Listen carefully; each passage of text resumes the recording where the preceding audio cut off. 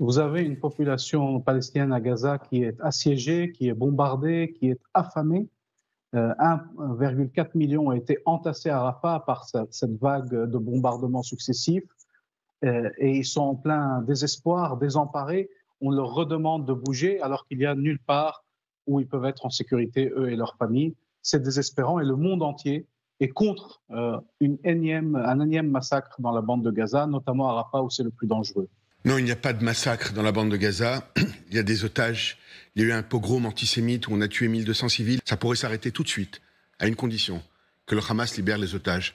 Les Israéliens essayent de faire le moins de victimes collatérales possible. Hélas, dans une guerre, il y a toujours des victimes. Ils envoient des tracts pour essayer de pousser la population.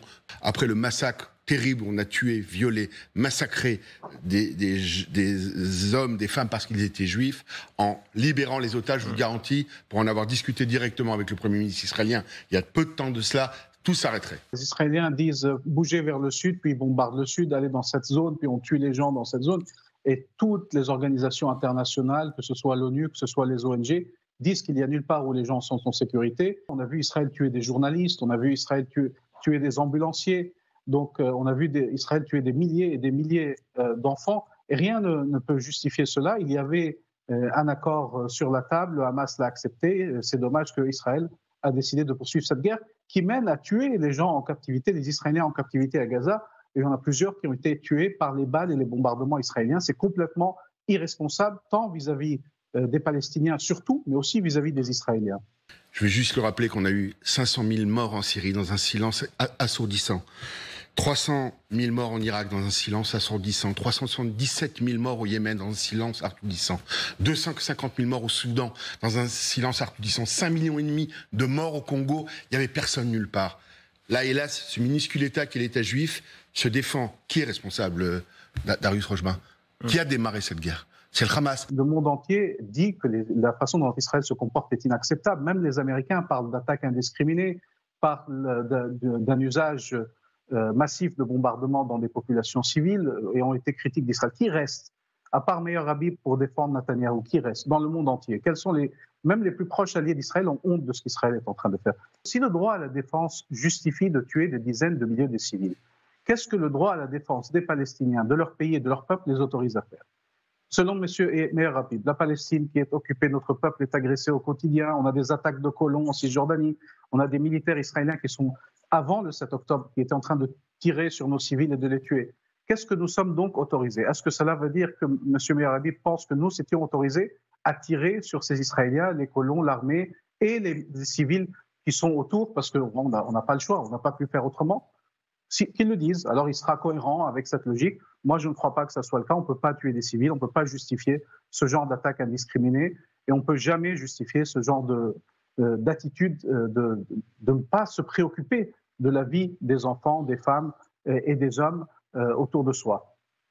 Qui a massacré, qui a fait un pogrom le 7 octobre que l'humanité n'a jamais vu? C'est bien le Hamas aujourd'hui. J'ai énuméré tout à l'heure le nombre de civils. Israël est un minuscule État qui pourrait demain disparaître. Il pourrait commettre un génocide, il ne le fera jamais, parce qu'Israël est un État moral qui sanctifie la vie. Le Hamas, eux et beaucoup de Palestiniens veulent commettre un antisémitisme. Ils ont fait un mini-génocide le 7 octobre, le 7 octobre, et ils pourraient le faire de façon bien plus large s'ils en avaient les moyens. On a des djihadistes, les mêmes qu'on tuait chez nous en France, chez nous au Bataclan, chez nous à Nice, chez nous à l'Hypercacher, chez nous partout. C'est l'islam radical. C'est ça le cancer et c'est ça le problème. Majed Bamia.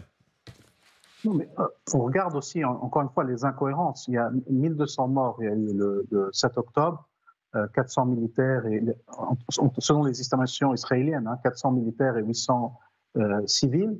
Et on nous dit que c'est un acte que l'humanité n'a jamais vu. Et ensuite, quand on parle des 35 000 morts palestiniens, on nous dit, mais regardez le nombre de morts qu'il y a eu ailleurs. Du ministre de la Santé du Hamas que vous me donnez? Tout Palestinien qui meurt, tout civil palestinien, c'est une tragédie. Moi, je le condamne, à la différence des Palestiniens qui veulent tuer le maximum de Juifs. Regardez, les Palestiniens qui veulent tuer le maximum de Juifs. Vous avez l'impression de parler à quelqu'un qui veut tuer le maximum de Juifs. Nous sommes honorés que dans le mouvement de solidarité avec la Palestine, le mouvement de la paix, il y ait des gens de toutes les religions, de toutes les confessions, de toutes les races, et cette diversité honore notre cause et démontre exactement que l'essentialisme dans lequel vous êtes, où seul vous préoccupe la religion des victimes et la religion des bourreaux, n'est pas notre logique. Il y a des règles en droit international. Dès qu'elles sont violées, il faut les refuser, que ce soit le 7 octobre, que ce soit avant le 7 octobre et que ce soit après le 7 octobre. Et c'est pour ça que je vous dis, il y a eu beaucoup de massacres dans notre histoire. Je ne pense pas que cela justifie de massacrer les autres. Et donc cette logique-là, c'est celle qui nous amène vers l'impasse. Et bien sûr qu'il faut reconnaître l'État palestinien, et la France, j'en suis convaincu, s'honorera bientôt en reconnaissant l'État palestinien, comme le fait à peu près l'entièreté du monde. Et ça, c'est une prime à ceux qui sont en faveur de la paix, à ceux qui sont en faveur des deux États. C'est à ceux-là qu'on donne du soutien à ceux qui quand on reconnaît un État palestinien sur les frontières pour la destruction de l'État d'Israël. Monsieur Bamias, changez vos manuels palestiniens, changez la façon d'éduquer vos enfants, changez les cartes qui vont du fleuve à la mer, c'est-à-dire la destruction de l'État d'Israël. Monsieur Meir Habib, vous parlez de cette carte du fleuve du Jourdain jusqu'à la mer Méditerranée.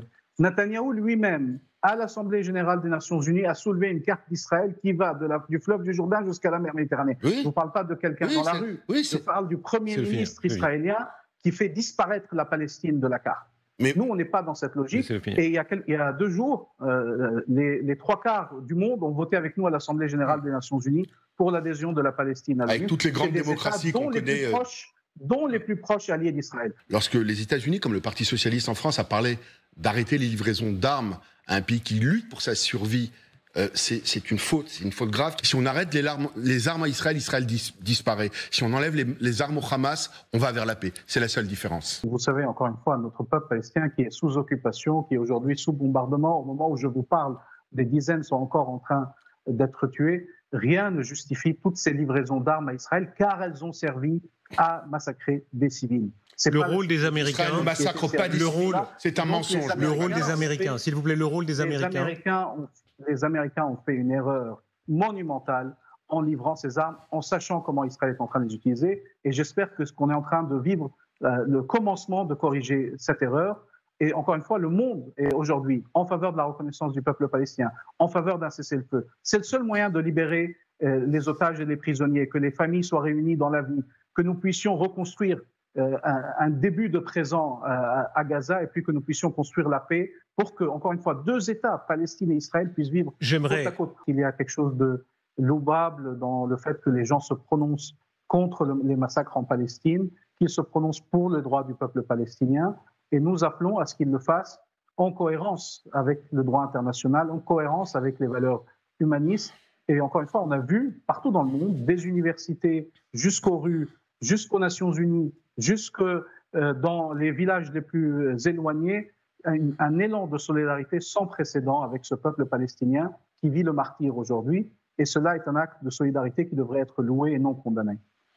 Moi, j'ai vu dans ces universités des croix gammées, j'ai vu dans ces universités américaines et françaises cette haine d'Israël. J'ai vu dans certaines universités, on a crié « mort aux Juifs ». Et j'ai vu cette magnifique artiste qui voulait célébrer la paix, la cohabitation, l'amour, la haine qui suintait. J'ai vu les votes de tous les pays hostiles à Israël qui ont puni Israël, au lieu de laisser de temps en temps la guerre de côté, d'essayer de tenter une réconciliation, je n'ai vu que de la haine. Je n'ai vu encore une fois que de la haine du peuple juif, de la haine d'Israël, la haine de cette jeune artiste, mais c'est pas ça qui va gagner, je vous le garantis. Meir Habib, la voix israélienne, bonsoir à vous, merci d'être là. Enfin, je suis député français.